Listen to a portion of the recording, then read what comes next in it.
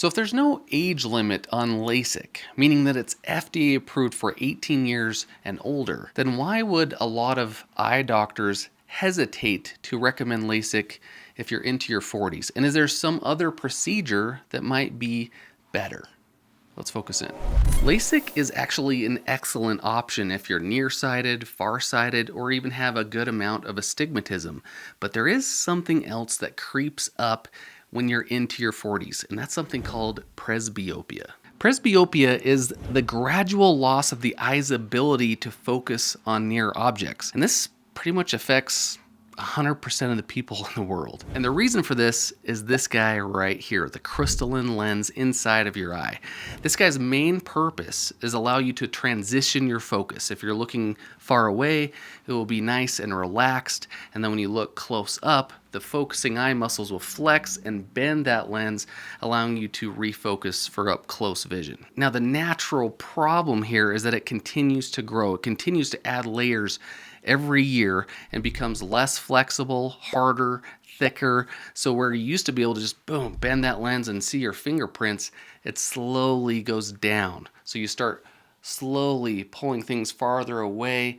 Eventually your arm gets to where it's too short and you can't focus on your phone or anything up close, and then you're starting to switch to reading glasses or bifocals or reading glasses over your contact lenses, or if you're nearsighted, you're starting to take your glasses off so you can use your nearsighted vision to see better up close. Now, because LASIK is performed on the front of the eye, the cornea, an excimer laser is used to reshape and remold your cornea to correct for your nearsightedness, farsightedness, or astigmatism.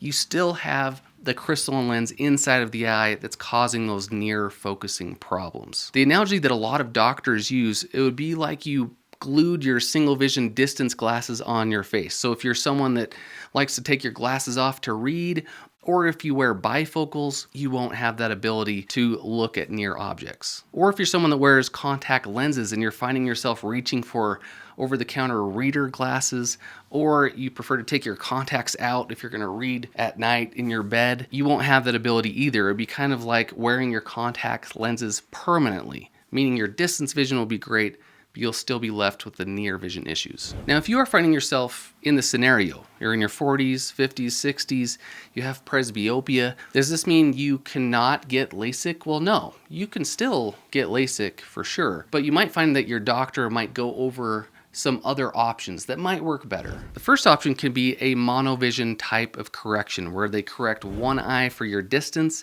and one eye for your near. That means when you're looking far, your brain will focus out of that eye for distance, and then when you look at something up close, your brain will switch over and use that eye for near. Now, as you can imagine, this may be difficult to get used to and to adapt to. So if this is something you are considering, a lot of times the doctor will do a trial run with a monovision type of contact lenses, correcting one eye for distance and one eye for near, and have you wear that for a couple weeks or a month just to see if your brain will adapt to it and see if it will actually work with what you're doing throughout the day. And this type of correction can be corrected with LASIK or some of the alternatives like PRK, Smile, ICL. Really depends on your specific prescription though. The other option that will definitely be thrown out there is something called a refractive lens exchange. In this procedure, they actually go in and remove the crystalline lens that's causing all of the near vision issues and replace it with an artificial lens called an IOL, or an intraocular lens. This is actually the same procedure that's done with cataract surgery. Now, the reason why this might be a good option is because they actually do make multifocal IOLs, meaning that same lens can focus for distance and intermediate and near, depending on what type of lens that you put in there. So if you're someone that does not want to wear reading glasses, doesn't want to do monovision, an IOL or refractive lens exchange could be a good option because they can put multifocal lenses in there that can give you distance, intermediate, near vision. Now, the one thing to think about here is there are a lot of moving parts and things to consider when trying to decide and choose a multifocal IOL. There are different types of multifocals. There are ones that are better for distance and intermediate, some that are better for near and intermediate. Sometimes you can combine them, wear one in the left and one in the right eye.